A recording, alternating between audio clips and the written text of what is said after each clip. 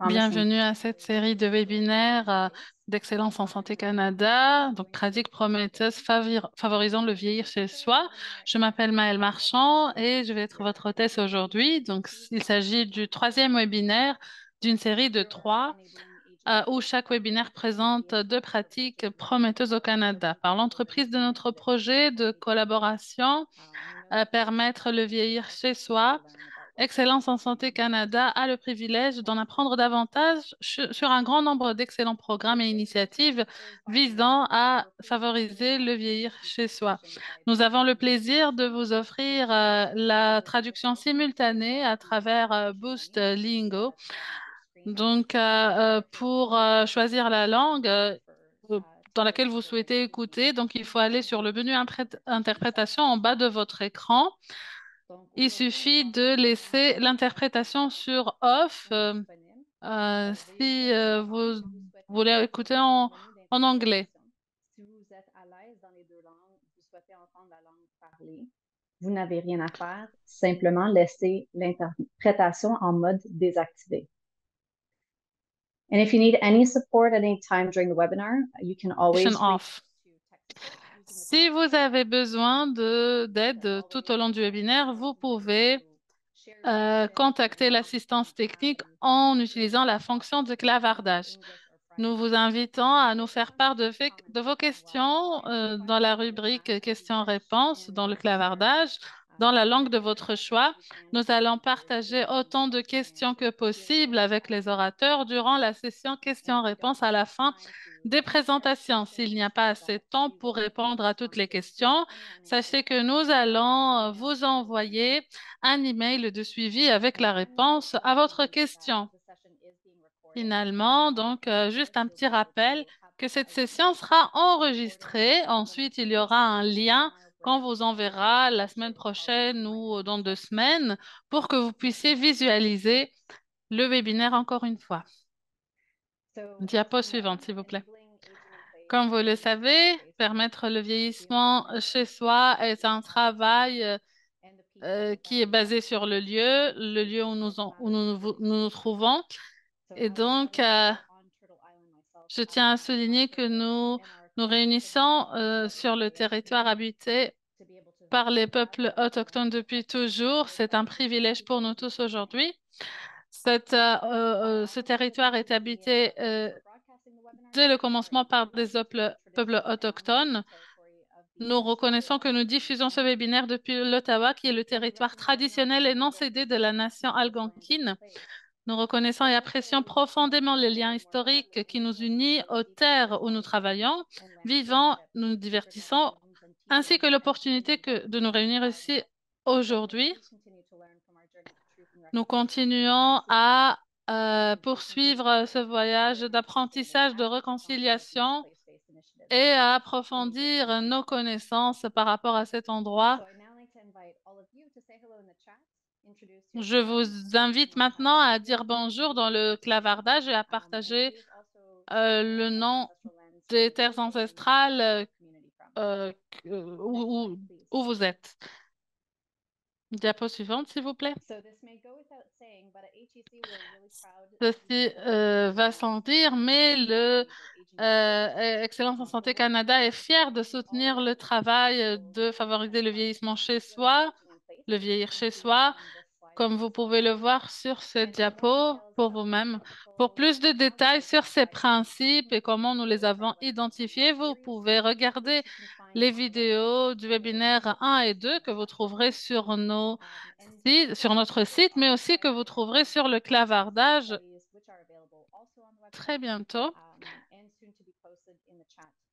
Et bien sûr, on va bientôt publier sur le clavardage d'autres liens.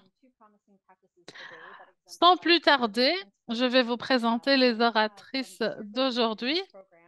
Nous avons du programme de cercle de connexion, donc Kim Larson.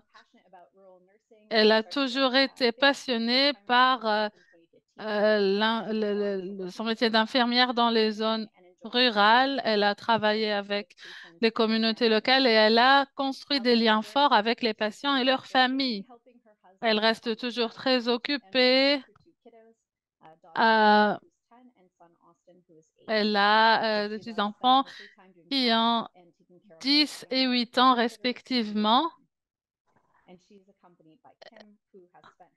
Avec elle, Kim, qui a passé sa carrière en thérapie. Elle a commencé à travailler avec le Big Country Primary Care Network en janvier 2023 en tant que coordinatrice de liaison avec la communauté.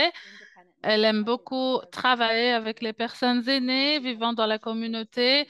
Elle est également passionnée par l'animation de programmes de groupe qui améliorent la qualité de vie et créent des liens significatifs. Kim et son mari exploitent une ferme mixte. Donc, lorsqu'elle n'est pas au travail, vous pouvez la retrouver à l'extérieur à travailler avec le bétail, la moissonneuse-batteuse ou au semoir. Elle a trois enfants, Kirby qui a 16 ans, Kylie 13 ans et Riley 9 ans, qui la tiennent aussi très occupée. Qui a plus de 20 ans d'expérience dans le domaine du développement communautaire pour soutenir et améliorer la qualité de vie des personnes âgées. Elle est actuellement responsable du développement de la communauté compatissante de l'ouest de l'île de Montréal à la résidence des soins palliatifs Teresa Delord. Elle apporte son expérience, ses connaissances et sa passion pour répondre aux besoins de nos citoyens vulnérables. Et ainsi, nous avons Émilie, qui est une anthropologue spécialiste en santé des populations. Elle possède une expertise en recherche participative basée sur la communauté, en gérontologie, ainsi que des approches de santé publique sur la mort et le mourir. Ses intérêts de recherche portent sur le rapport à la mort, les communautés compatissantes, les soins palliatifs et de fin de vie, ainsi que le deuil. Elle est présentement responsable en évaluation participative au sein de la Chaire de recherche du Canada sur le partenariat avec les patients et les communautés. Donc, bienvenue à tous. Welcome to all of you.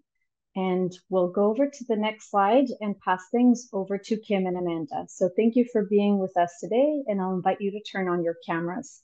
Nous allons maintenant céder la parole aux premières oratrices. Je vous prie d'allumer vos caméras et vos micros.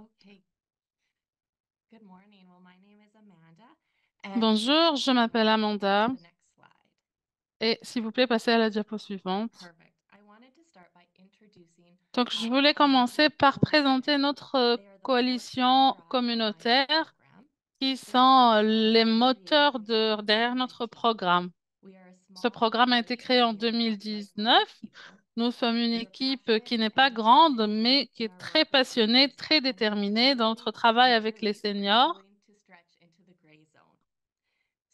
mais aussi pour les zones grises.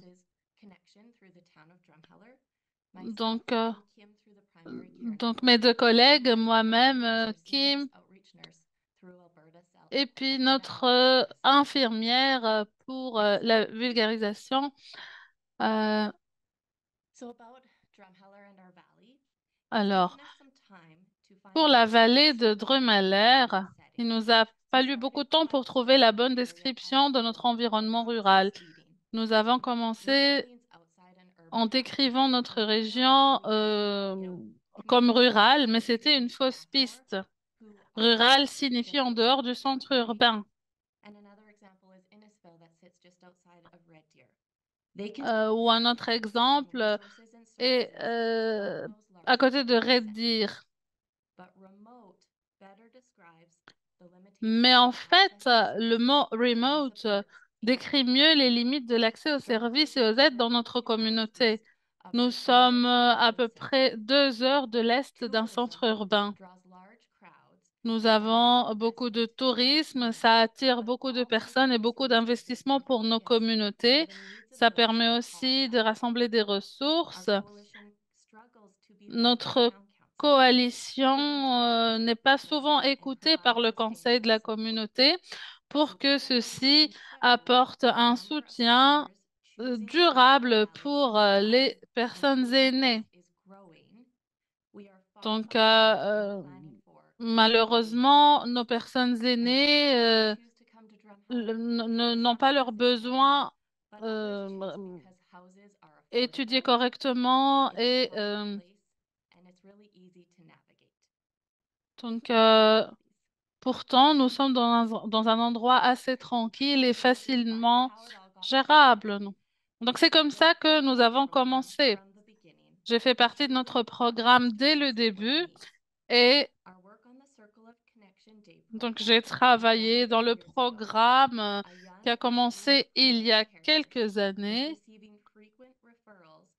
Nous recevions beaucoup de personnes envoyées par des médecins. Certains étaient inquiets pour leur mémoire, certains avaient peur de la démence, certains même étaient récemment diagnostiqués par démence. En rencontrant les patients et leurs familles, il est apparu clairement qu'il y avait de nombreuses lacunes dans les services au sein de notre communauté. Nous manquions de connaissances au niveau des cliniques et de la communauté. Nous manquions de programmes sociaux adaptés aux besoins les plus élevés. Et nous n'avions pas les capacités d'offrir des soins palliatifs. Je pouvais donc rencontrer les familles, identifier les besoins, mais je n'avais rien à leur offrir pour les aider à garder leurs proches à la maison. Donc, j'ai fait du bruit, j'ai créé une présentation mémorable autour de la communauté et on a essayé de voir quelle activité nous permettrait d'en avoir le plus possible pour notre argent. Nous avons adopté une approche locale pour obtenir le support des équipes dans la Provence pour voir les ressources que nous pourrions utiliser et faire la différence. Nous avons opté pour un modèle de financement conjoint, sachant qu'un seul groupe ne pouvait pas fournir à lui seul tous les fonds et toutes les ressources nécessaires à notre programme. Notre programme a évolué, s'est adapté à de nombreux défis et changements. Et nous avons maintenant un manque de soutien. Nous sommes passés par la période Covid. Nous avons eu des projets pilotes, etc. Et finalement, nous avons atteint une structure stable et durable en 2023 grâce au plaidoyer que nous avons fait et les personnes que nous avons pu embaucher, dont notamment Kim, qui est notre agent de liaison communautaire. Donc, un petit peu sur le programme. Donc, le programme Cercle de connexion est un programme qui a lieu tous les jours à la à la bibliothèque publique. L'objectif de ce programme est double. Tout d'abord, donner un environnement accueillant et pour les personnes souffrant de démence. Et puis pour les personnes de la communauté en général, pour venir interagir avec les personnes, pour permettre de continuer les fonctions cognitives et puis pour donner l'opportunité aux personnes qui fournissent les soins de se reposer un peu. Donc, nous offrons aussi le transport pour ceux qui veulent assister, qui ont besoin de transport. Parfois, ces personnes nous disent, vous êtes les seules personnes à m'avoir appelé cette semaine. Et donc, ces coups de téléphone sont vraiment et peuvent aider. Des fois, on nous dit, j'ai vraiment envie de participer, mais je me sens très fatiguée. Ou par exemple, je suis très heureux de participer parce que vous m'appelez à chaque fois. Donc, des fois, les seniors, les personnes âgées, ne sortent de chez eux que pour assister à ce programme. Donc, en général, les programmes au sein de la bibliothèque se passent suivant les thèmes ou les saisons. Nous avons essayé plusieurs activités de ce genre. Amanda aime beaucoup les travaux pratiques, les arts, le bricolage, mais pas tout le monde aime cela. Euh, les participants adorent la session café et Donc, la partie sociale où l'on prend une petite tasse de café, on se réunit autour d'une table et où l'on discute sa journée, des semaines à venir. Donc, on a commencé petit et puis on a augmenté petit à petit le nombre.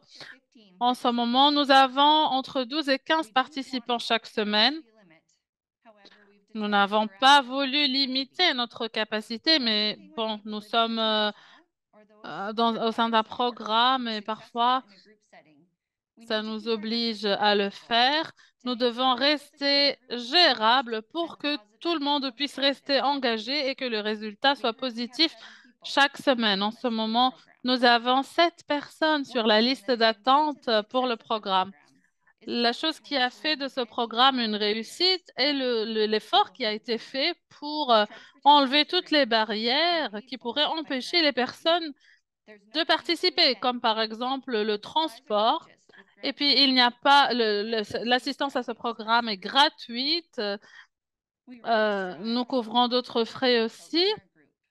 Nous essayons d'adopter une approche basée sur les personnes.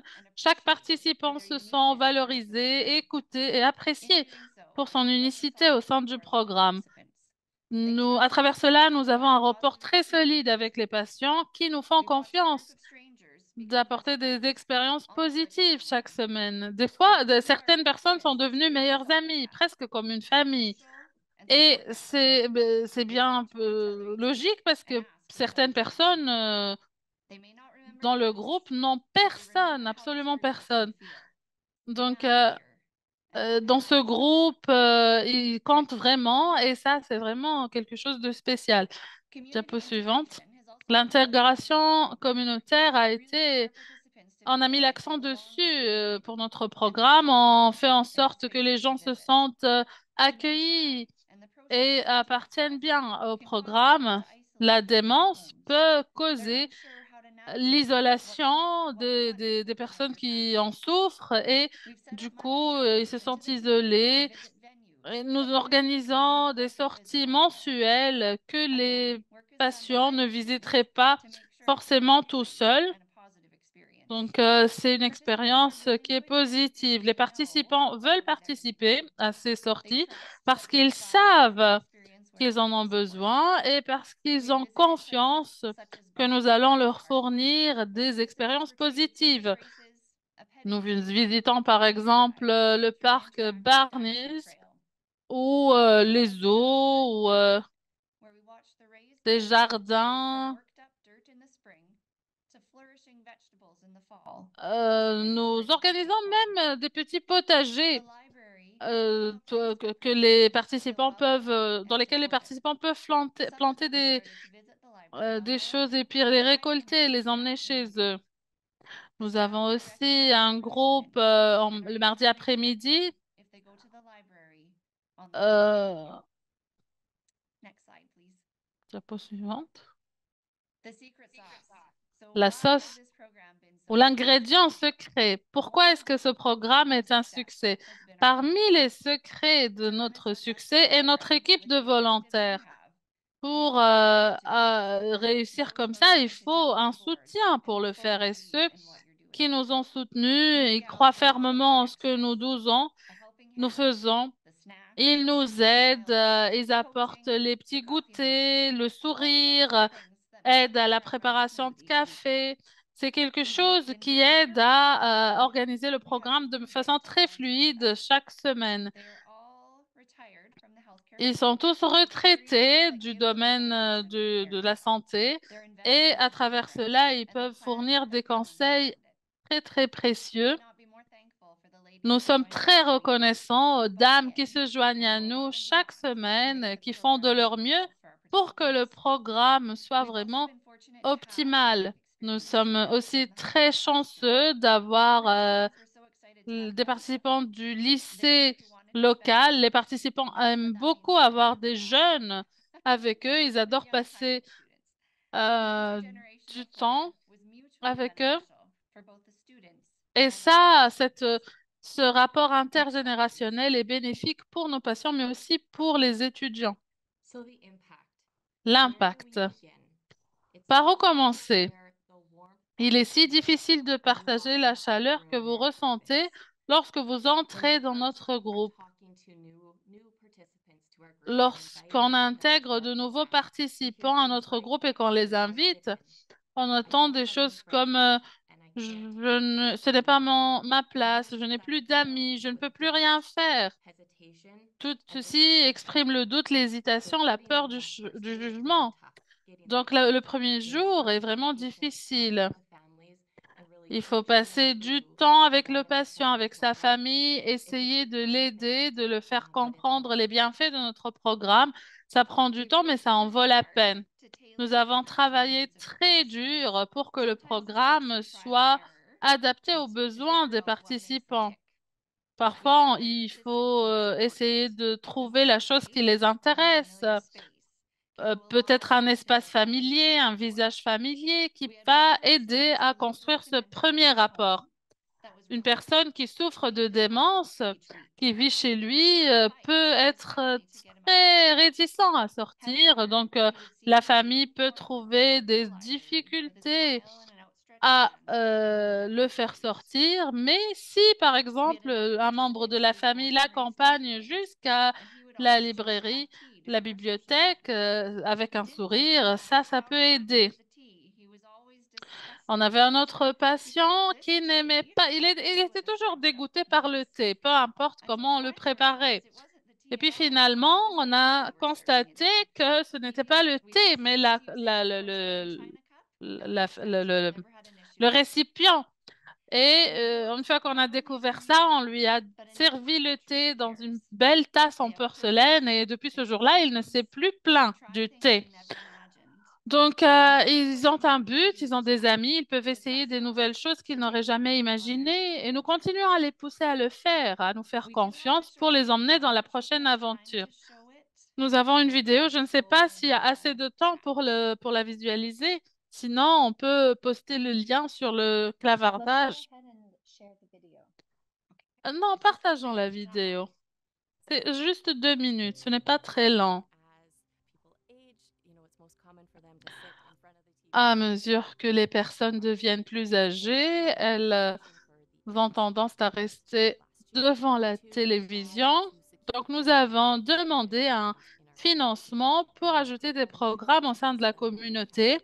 Ces programmes incluent donc le café dans la bibliothèque. Un programme comme celui-ci nous permet d'offrir des services qui n'existent pas euh, dans la proximité. C'est très mobile, très engageant.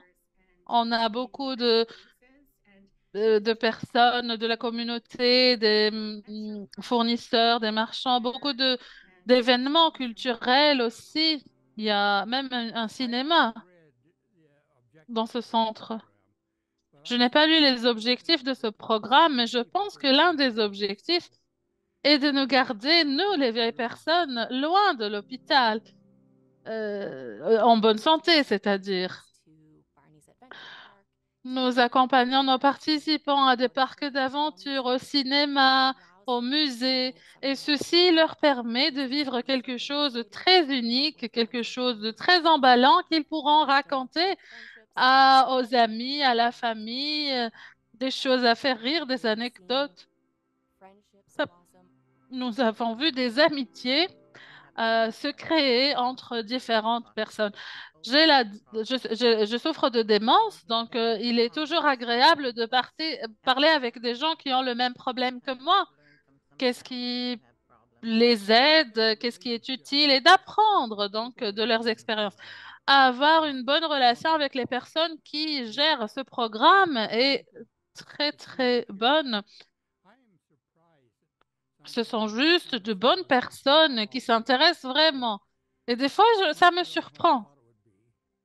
Ça dépasse vraiment mes attentes et ils sont très gentils, très bons.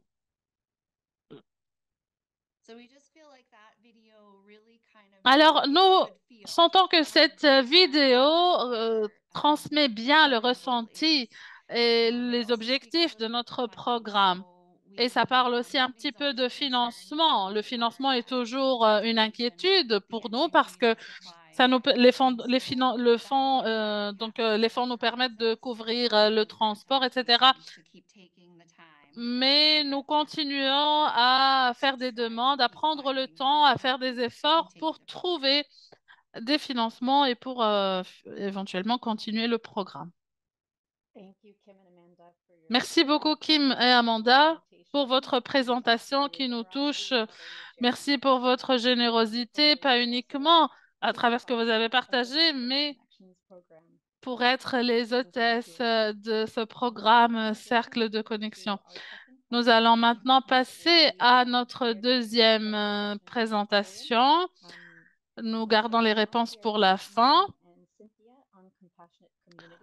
Alors maintenant, on va écouter Émilie et Cynthia sur les communautés de compassion.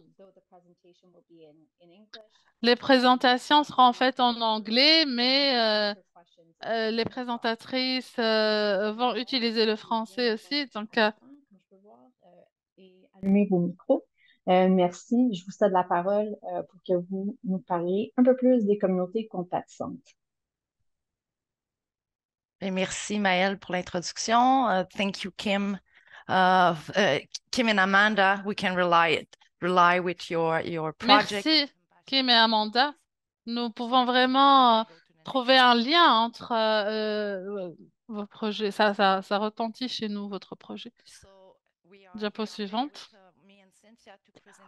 Cynthia et moi, aujourd'hui, nous avons vous présenté certains des résultats de notre projet Communauté compatissante. Juste pour vous donner un petit peu de contexte avant de plonger dans le vif du sujet. Donc, ce programme a commencé comme une recherche participative pour faire la conception, la mise en œuvre et l'évaluation de deux communautés compatissantes. Donc, on a deux centres, ouest de l'île et centre-sud. Aujourd'hui, on va vous parler de ouest de l'île. Donc, on a commencé par un financement de la fondation Gilles.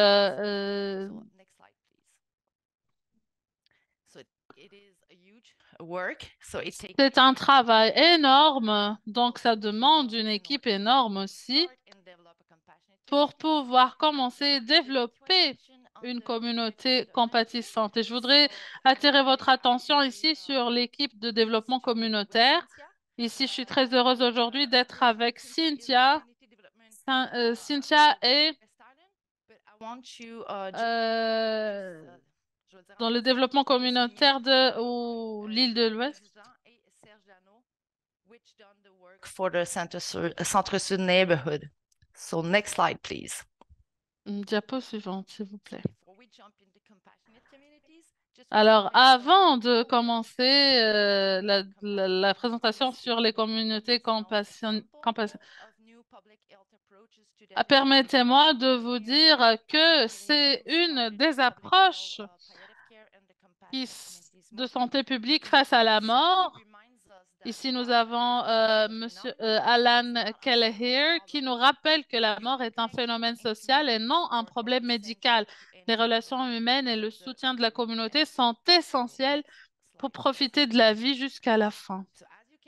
Diapo suivante. Donc, comme vous pouvez voir, ici, nous avons plusieurs niveaux de fondement théorique. Ce que je voudrais que vous gardiez à l'esprit, c'est que ces mouvements adoptent une approche à la mort. Ils offrent un modèle social aux soins palliatifs qui complémente le modèle médical traditionnel. Alors, Cynthia, bonjour tout le monde. C'est un plaisir de vous avoir tous aujourd'hui.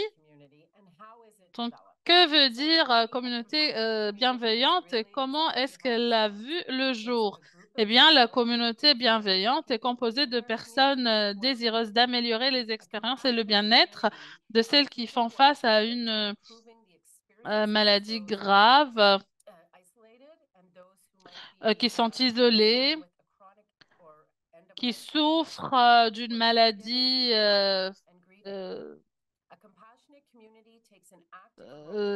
qui souffrent de deuil, etc. Et donc, ça permet de connecter les personnes, de sensibiliser les gens sur ces sujets importants. Mais comment développer une communauté bienveillante?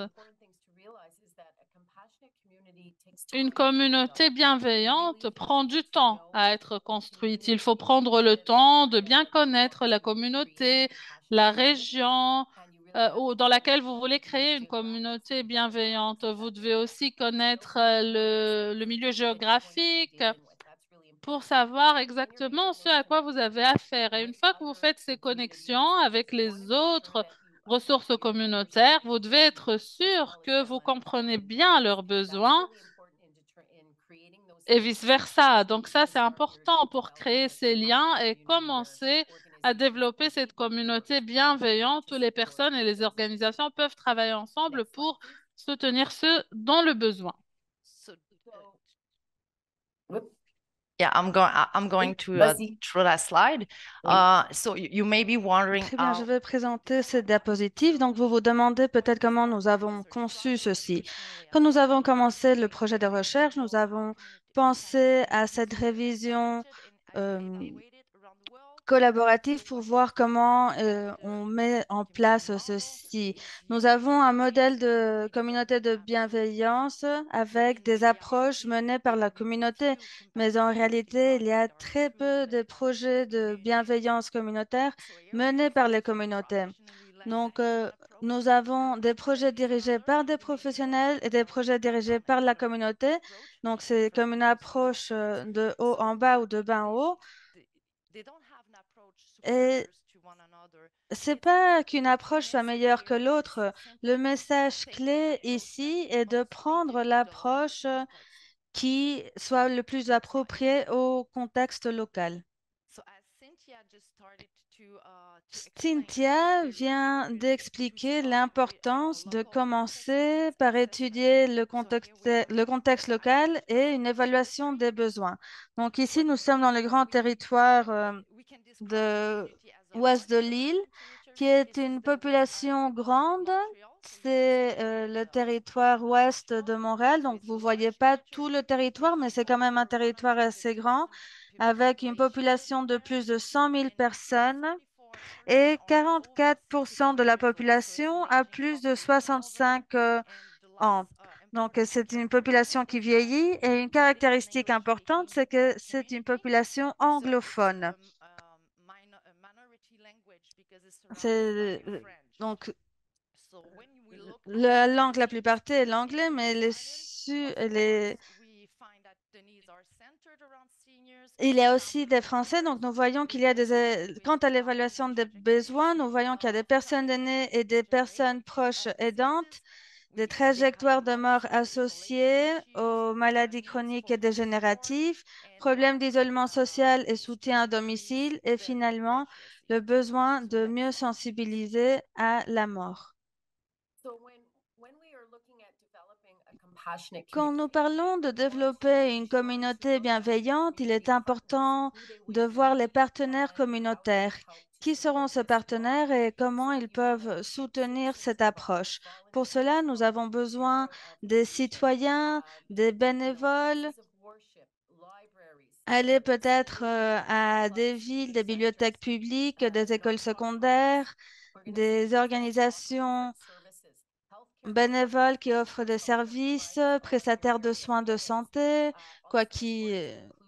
n'importe qu'ils soient. Il est aussi important d'impliquer les municipalités et les représentants, donc les personnalités politiques. Donc, voilà les partenaires communautaires qu'il faut identifier pour commencer à créer cette communauté bienveillante. Et pour toucher la population, à l'ouest de l'île, nous avons beaucoup de personnes aînées. Il est important de les joindre à la maison, peut-être s'ils souffrent des maladies graves ou en transition vers les soins palliatifs, ou les personnes proches aidantes qui sont très fatiguées.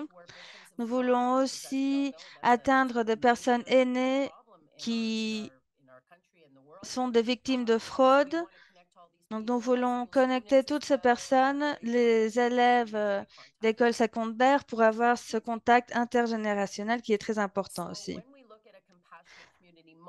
Quand nous voyons le modèle de communauté bienveillante, nous avons une série de projets que nous offrons pour l'initiative de communauté bienveillante. Entre eux se trouve le projet intergénérationnel.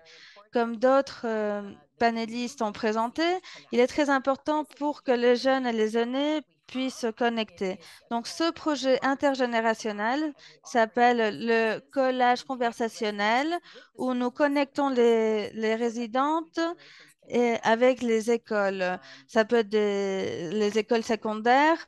Ceci permet de bâtir des ponts intergénérationnels et donne aussi une opportunité aux personnes aînées de rompre avec son isolement, de s'autonomiser pour enseigner et apprendre aussi. Et nous le faisons à travers un collage conversationnel qui est vraiment un programme d'art. C'est une œuvre d'art visuel représentant les expériences de vie d'une personne. Donc, les étudiants et les aînés travaillent ensemble pour créer ce collage. Et lorsqu'ils travaillent ensemble, ils peuvent converser et bâtir ces connexions. Nous avons un autre programme qui fait partie des communautés bienveillantes qui s'appelle SAFE. En anglais, c'est Aînés contre le fraude et éduquer. Euh, Si vous ne le savez pas, SPVM, c'est notre force de police à l'Ontario et nous avons eu l'opportunité de travailler avec une station de police locale avec ce nouveau programme. Ce programme est différent car les autres programmes se centrent sur la prévention de fraude et d'éduquer les personnes à reconnaître lorsqu'il y a une fraude, mais il n'y a pas beaucoup d'informations sur ce qui se passe après, une fois qu'ils sont victimes de fraude et les sentiments et les sentiments que ça peut créer. Donc, cette force de police locale et nous-mêmes, nous sommes associés pour créer ce programme SAFE, où nous invitons les aînés qui ont été victimes de fraude pour venir parler dans cet espace sûr, parler de comment ils se sentent et pour qu'ils voient qu'ils ne sont pas seuls et ils ne doivent pas se sentir tristes ou avec de la honte.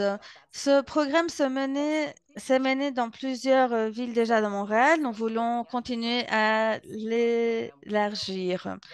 Et quand nous parlons de l'isolement social à la participation sociale, nous savons que des fois, à cause d'un fraude, ceci peut avoir un impact sur cela. Donc, ça peut aggraver l'isolement. Donc, ce programme nous aide à rompre avec cet isolement social, à atténuer le sentiment de honte et de culpabilité et de redonner une opportunité aux aînés de partager leur histoire et d'aider aux autres aînés à naviguer par cette situation et les aider à en parler. Et j'aimerais vous partager une petite histoire sur une de nos participantes. C'est une femme aînée de 88 ans qui a été victime d'un fraude. Elle venait d'une grande famille et elle ne pouvait pas parler de cette situation à personne, même pas aux membres de sa famille les plus proches.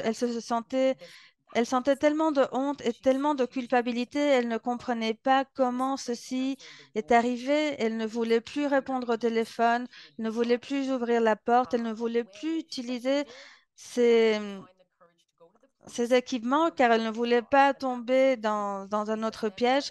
Mais c'est quand elle est allée à la police qu'elle a pu en savoir plus sur ce programme.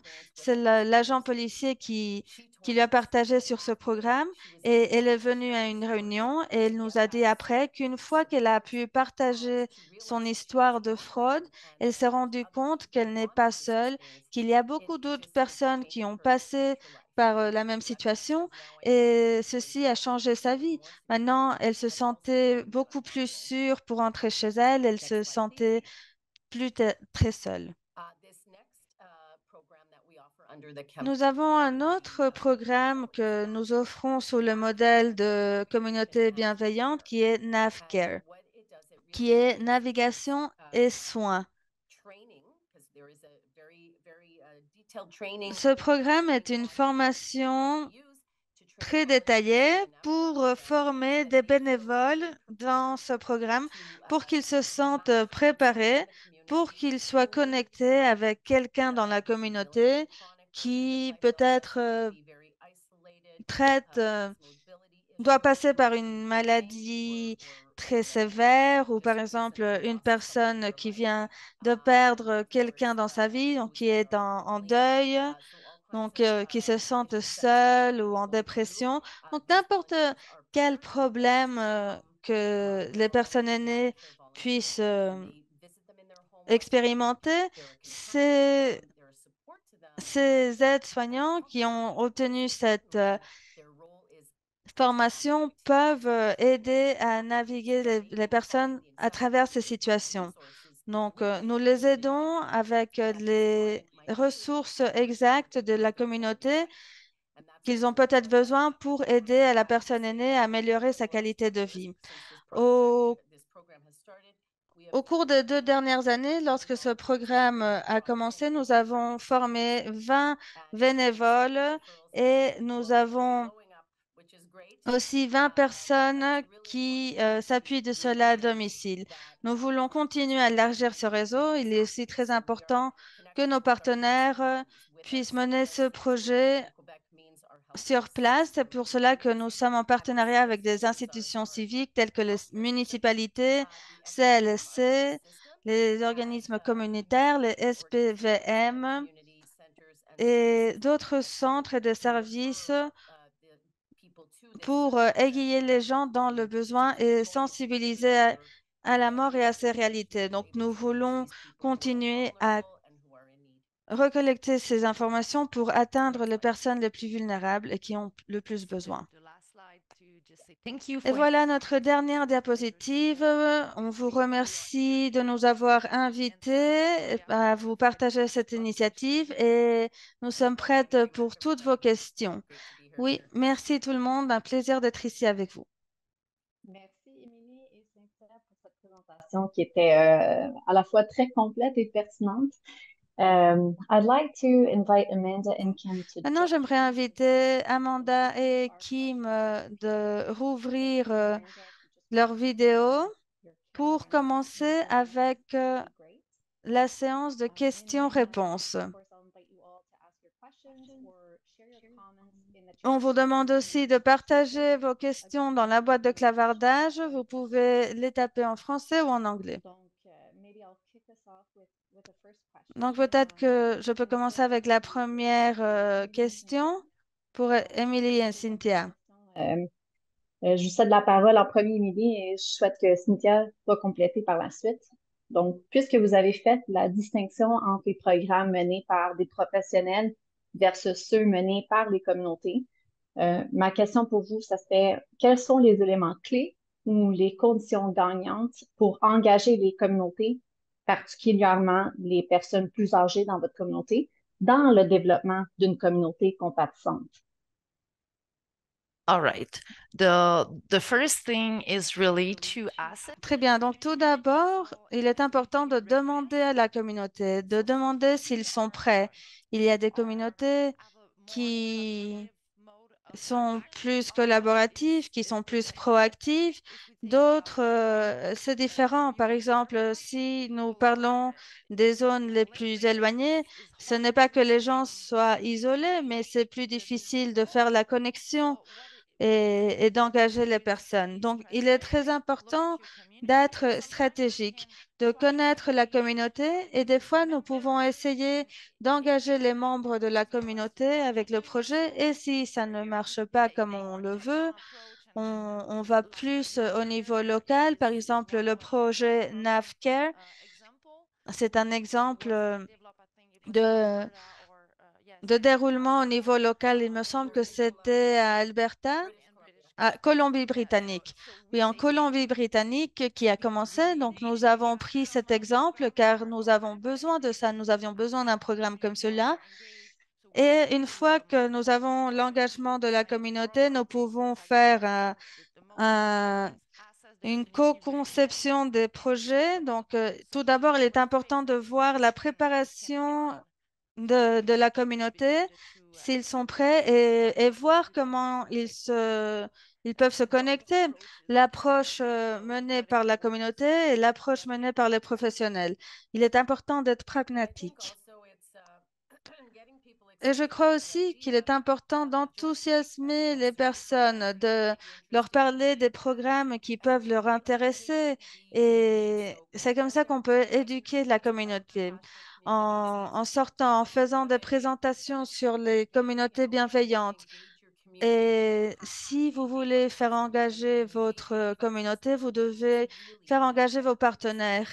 Et ceci veut dire surligner, de bien comprendre ce qu'ils font. Il faut comprendre ce qu'ils font, comme ça, une fois qu'on développe le programme, ils vont être là et nous allons aussi comprendre leurs besoins et leurs défis. Donc, c'est un travail à deux voies où nous pouvons atteindre beaucoup plus de personnes. Et avec NavCare et avec le programme de sécurité avec la police, nous arrivons à atteindre plus de personnes à travers les organisations qui nous disent, regardez, j'ai rencontré cette femme aînée qui est seule ou cet homme aîné qui perd sa mémoire. Donc, ces connexions sont clés. Merci beaucoup. Kim Amanda disent oui avec la tête, donc je crois que ça résonne avec elle aussi. Nous avons d'autres questions sur le clavardage, donc à vous, Kim et Amanda. Une question de Sydney Taylor. Sachant l'importance d'aborder l'isolement social, est-ce que vous avez des plans pour élargir votre programme? Nous aimerions beaucoup faire ça, faire une mise à l'échelle. Ma position dans les soins primaires est de 1,5 et je couvre 4 communautés. Amanda peut couvrir 8 communautés, mais elle a beaucoup de responsabilités en dehors de ce programme aussi. Donc, oui, il y a le besoin d'élargir le programme, de le mettre à l'échelle. La question est comment trouver le financement pour le faire, où trouver le financement. Je crois que le plus important est la cohérence. Donc, comment proposer, comment fournir quelque chose qui va être là toutes les semaines pour les personnes. Et comme ça, les soignants peuvent avoir le temps de planifier et les participants vont avoir cette interaction et ce calendrier consistant ou bien cohérent, constant. Merci beaucoup. Nous avons une autre question dans le clavardage de Misha. Une question à part multiple pour toutes les présentatrices. Donc, je vais la diviser en deux. Kim et Amanda, je vais commencer avec Amanda, si ça vous va. Donc, la première partie, jusqu'à quel niveau les populations minoritaires participent dans vos programmes? Et si oui, est-ce que vous avez une idée du pourcentage approximatif de, de ces participants qui tombent dans les groupes divers et minoritaires? Bon, nous n'avons pas un très haut pourcentage.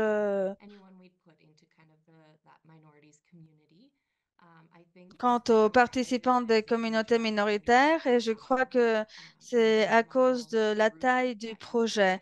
Comme c'est un groupe très petit, c'est plus difficile d'intégrer quelqu'un de nouveau dans le programme, mais c'est toujours très utile. Donc, nous allons prendre note sur cela. Nos données démographiques sont assez semblables dans les communautés générales, donc je ne peux pas vous dire que nous avons un pourcentage qui puisse vraiment représenter cela. Et peut-être que cela a aussi à voir avec où vous êtes. Non, vous êtes un peu éloigné. Et Cynthia aussi, vous êtes à Montréal, donc peut-être que vous avez d'autres types de communautés. Donc aussi, même question, Euh, quel est le pourcentage d'accès de ces groupes minoritaires et divers dans vos programmes? Donc, oui, nous avons une ville très diverse. Je suis contente de le dire. Le français est la première langue, après l'anglais, et après nous avons d'autres cultures qui habitent aussi dans la ville, qui parlent d'autres langues. Donc, je dirais que c'est Émilie qui aurait plus d'informations sur ce pourcentage. Quant à ouest de l'île, comme la majorité est anglophone, mais pas première langue anglais, et la plupart de notre communauté parle un peu de français en tant que Québécois, mais nous avons aussi des zones très multiculturelles. Donc, nous essayons avec nos bénévoles les encourager de parler d'autres langues. Donc, si vous parlez une autre langue, c'est un bonus très grand pour ceux qui préfèrent parler dans leur propre langue, surtout si ce n'est pas l'anglais ou le français. Car peut-être ils ne l'ont pas parlé depuis très longtemps et avoir quelqu'un qui parle l'allemand, le polonais, l'arabe ou l'espagnol, c'est, c'est un moyen de les conforter. Donc, c'est très important pour nous. Et c'est aussi quelque chose que nous commençons à voir lorsque nous développons la communauté. Nous voyons une très grande diversité et le besoin d'inclusion. Donc, nous devons aussi être au niveau de trouver les bénévoles et voir comment nous pouvons aider les personnes qui ont des besoins différents quant à la culture et le langage. Oui, je dirais qu'à l'ouest de l'île, nous avons une majorité anglophone, mais c'est vrai aussi que nous considérons l'autre diversité au centre-sud, qui est au centre-ville. Nous avons la communauté LGBTQ+, nous avons beaucoup de personnes sans domicile fixe, réfugiés et beaucoup d'autres programmes, mais qui ne sont pas à l'ouest de l'île à cause des caractéristiques que j'ai déjà partagées. Mais les communautés bienveillantes ou cette approche de soins communautaires se base sur l'inclusion, la diversité des services. Donc, même les personnes qui habitent éloignées, on peut les considérer comme des minorités. Donc, c'est, c'est important de faire un tri ou de voir la population qu'il y a dans les communautés, voir qu'ils sont minorités, divers et les contacter. Merci. Et quant à la deuxième partie de la question, c'est une question plus générale pour toutes. Est-ce qu'il y a eu des problèmes quant à l'accès pour les communautés minoritaires? Et est-ce que vous pouvez nous raconter un peu plus sur ces expériences, les défis quant à ces populations minoritaires? Oui, je dirais qu'un défi que nous avons dans la zone est que n'importe quel type d'information pour les services, pour les nouvelles, pour les actualités, euh, doivent être en anglais et en français. Donc, parce qu'il y aurait des gens qui ne sauront pas lire la langue ou bien qui ne savent pas lire ou qui ont des problèmes pour lire en général. Donc, l'alphabétisation est un défi et dans différentes communautés, avec différentes organisations, nous travaillons sur des informations traduites dans 8 ou 9 autres langues pour les distribuer dans ces populations où nous savons qu'ils parlent autre langue que l'anglais et le français. Et nous encourageons aussi les bénévoles et les employés à nous dire s'ils parlent d'autres langues et, et de nous aider à contacter avec ces personnes qui peut-être se sentent beaucoup plus isolées car ils ne peuvent pas comprendre ni lire l'information, ils ne comprennent pas la langue, ils vont dans les mêmes magasins, ils ne sortent pas de leur quartier car ils se sentent en- insécures s'ils sortent de là. Oui, et quant aux barrières clés pour les communautés bienveillantes, s'il y a diversité ou minorité, c'est le tabou. Le sujet est est un tabou. Par exemple, les personnes ne veulent pas toujours entendre parler de ce sujet. Donc, nous voyons que le succès, la clé du succès est de commencer avec les communautés qui en veulent. Ce n'est pas question d'arriver à une communauté et dire, nous allons faire ça, est-ce que vous voulez vous unir à nous? Non, nous devons commencer avec un atelier. Nous devons commencer en demandant aux personnes leur, leur qualité de vie, leur niveau social. Donc, ils vont commencer à partager depuis leur propre expérience. Et donc, c'est une façon de surpasser ces barrières et ces défis. Et c'est quelque chose qu'on peut faire aussi avec les groupes minoritaires. Donc, nous sommes presque à bout de notre temps, donc je vais prendre une ou deux questions de plus. La prochaine question est pour Kim et Amanda, posée par Daniel. Comment mesurer la charge des soignants et comment ceci change? Pour cette présentation, nous nous sommes centrés que sur ce programme et il y en a d'autres. Il y a d'autres activités. Nous avons commencé un programme de soutien. C'est un groupe de soutien pour des personnes aînées qui est une fois par mois. Et même dans le passé, il y a quelques années, nous avons fait l'échelle de charge avec nos soignants et nous avons vu une amélioration, même une réduction quant à ce fardeau. Et il est important pour eux aussi de ramener les personnes à des centres qu'ils savent qu'ils vont bien les traiter aussi. Donc, il est très important de, de sentir cette pertenance et de ne pas se sentir seul. Donc, ceci nous a donné un impact positif. Très bien, nous avons le temps pour une dernière question.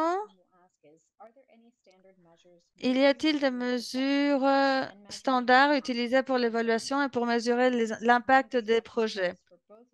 Donc, je crois que les deux peuvent répondre. On va commencer avec Cynthia. Si... Non, je trouve que c'est une question très compliquée et je souris parce que tout le monde cherche à voir l'impact. Mais si on ne l'a pas commencé, si on ne sait pas qui va être nos partenaires, comment va se dérouler le projet et la population, je ne crois pas qu'il est important de vraiment commencer par l'impact, mais plutôt suivre la vague, suivre par où ça va, et une fois que ça soit plus clair, après on pourra choisir une mesure d'impact. Donc, pour notre projet de cercle de connexion, nous avons des objectifs clairs et donc nous pouvons avoir des mesures d'impact. Mais quand c'est des projets plus généraux avec plusieurs populations, plusieurs communautés, ça devient beaucoup plus difficile. Et le premier défi sont les mesures d'impact. Donc, il est important d'être plus pragmatique et ne pas dire, ah oui, je veux mesurer l'impact. C'est possible et c'est merveilleux, mais il faut voir aussi les autres choses qui commencent à se voir dans la communauté et on peut avoir un impact plus grand. Donc, des fois, c'est la communauté qui nous demande d'avoir des mesures d'impact, mais ça peut aussi tuer l'intervention. Très bien, merci. Merci à toutes les présentatrices. Nous avons encore des questions que nous n'avons pas pu répondre, mais on va vous contacter par écrit. Et même si cette séance était la dernière dans notre série de webinaires, nous allons commencer une autre série de webinaires le 25 septembre 2024 à 12 heures. Et nous allons continuer avec le sujet de favoriser le vieillir chez soi avec des experts. Et pour en savoir plus, vous, vous pouvez le lire dans le prochain courriel électronique ou dans le clavardage.